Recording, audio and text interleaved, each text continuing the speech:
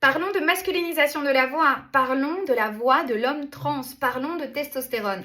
Alors il y a beaucoup de personnes qui pensent qu'effectivement chez les hommes trans c'est beaucoup plus facile, la testostérone fait tout le changement de la voix et on n'a pas besoin de logopédie ou d'orthophonie. Faux. J'ai de plus en plus d'hommes trans, jeunes même, qui font appel à moi et qui me disent Mariella, j'ai pris la testostérone pendant 2 ans, 3 ans, 4 ans, 5 ans, ça dépend de leur âge, et effectivement j'ai ressenti que ma voix a changé au début, mais tout d'un coup ça s'est arrêté, et le changement s'est arrêté. Alors on aurait tendance à penser qu'effectivement avant 40 ans la testostérone se synthétise bien, effectivement fait tout le changement au niveau du larynx, et ça arrive dans certains cas, vous pouvez voir sur YouTube, vous cherchez, il y a des vidéos comme ça, This is my voice, 1 month after testosterone, after tea, voilà. Il y en a plein de vidéos comme ça, effectivement les changements sont incroyables.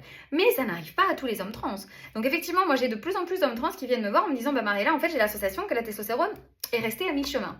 Et donc on retrouve une voix qui n'est ni totalement masculine, ni totalement féminine, qui est un petit peu au milieu, elle est un petit peu androgyne, mais en dehors de ça elle est un petit peu robotisée, parfois elle se casse, parfois elle est un petit peu dysphonique, elle est un petit peu rauque, elle est un petit peu instable. Donc si c'est ton cas, si tu es un homme trans, tu as pris la testostérone et tu as senti que tout d'un coup il y a eu un arrêt et que ta voix n'évolue plus, écris-moi parce que je peux t'aider.